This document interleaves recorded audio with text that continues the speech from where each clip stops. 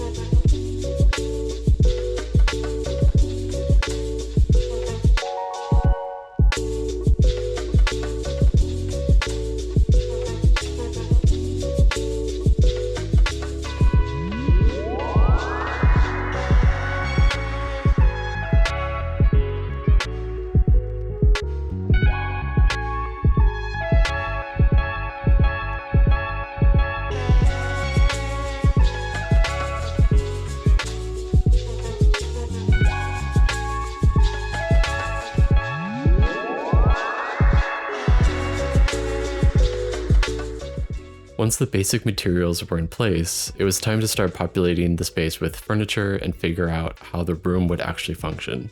I already had a few furniture pieces in mind, so I found some 3D models online and imported them into Blender.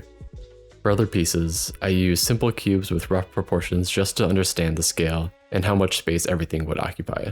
At this point, I was designing without a clear plan and I started getting stuck. I was questioning, should this be one large setting area with a central table? Should there be multiple sofas? How many chairs make sense? What proportions actually work within the space? Looking back, I realized I wasn't really designing the furniture layout yet. I was still trying to understand what the room could become and what possibilities existed within the space.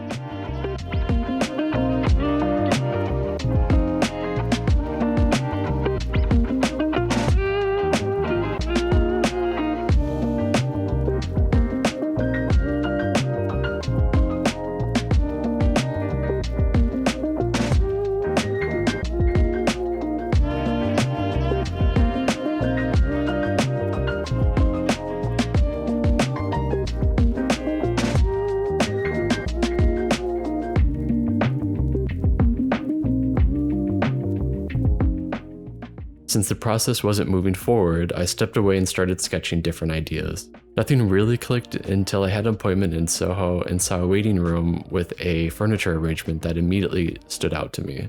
It was divided into 2 smaller zones, 2 armchairs paired with a sofa connected by a bench that acted as a flexible transition space. It was simple, but it created a really smart sense of circulation. That became the direction I wanted to explore.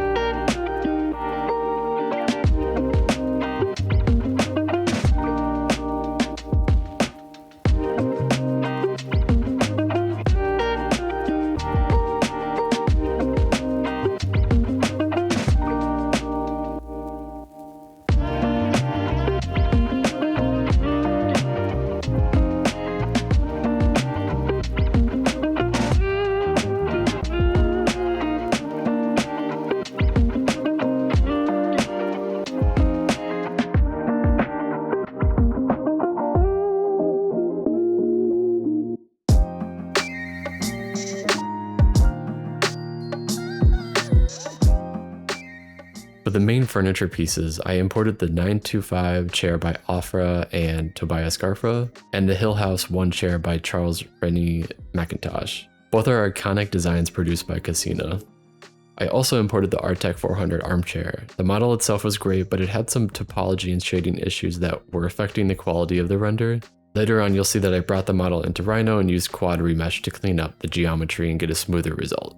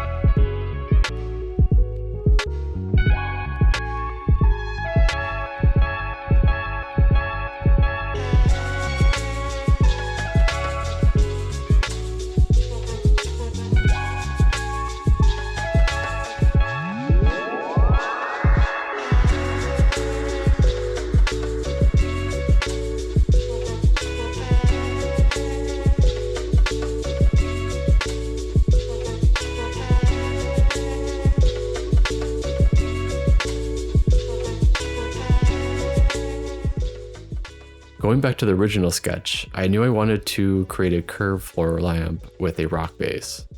I like the contrast between the organic shape of the rock and the more rigid rectangular geometry already present in the room. It also introduced a natural material element into the space. It isn't necessarily something that would be perfectly realistic to manufacture, but I think adding moments of surrealism can make a space feel more memorable and unique. The shape also connects with the ceiling pendants and helps create a visual relationship between the different lighting elements. The rock is from Polygon, the metal tube was created using a curve, and the light source is simply a truncated sphere.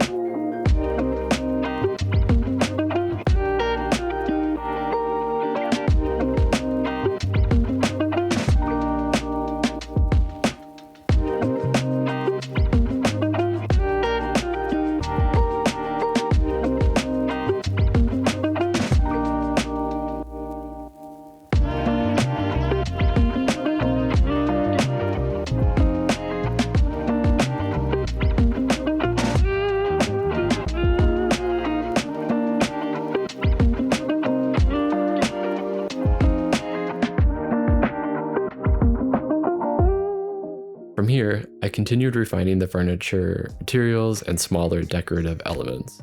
At this stage, the process becomes less about making big decisions and more about putting in the time, testing ideas, adjusting proportions, and slowly understanding what the space needs.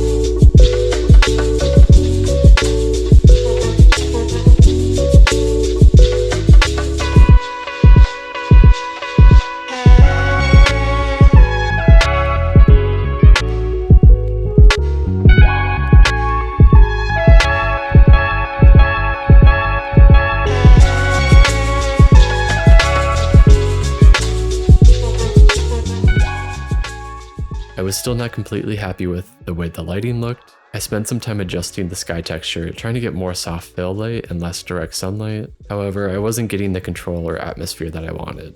Eventually, I changed the setup completely. I switched to using an HDRI with softer overcast lighting and then added a sun lamp separately so I could control the direction and intensity of the direct sunlight. This worked much better, the lighting became easier to control, and the overall atmosphere started moving closer to what I had envisioned. Sometimes spending time experimenting with a direction that doesn't work is still valuable because it helps you understand why something isn't working. At this point, I had developed the scene enough that I could start seeing where it was going. The design was improving, but something still felt too organized. The furniture felt like it was following a formula. Here's the coffee tables, here are the chairs, and there's a smaller chair placed off to the side. It felt more like a typical living room layout rather than a design space. So I started shifting the mindset from creating a functional living room into creating something closer to a furniture gallery. A more curated, art-directed environment where each object had a relationship with the others. As the video progresses, and especially in part 3, you'll see how the space becomes more cohesive and the circulation starts to feel more natural.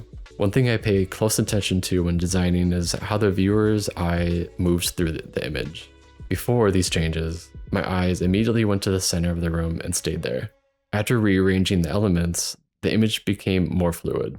My eye moves from one corner to another, noticing different details and finding connections between objects.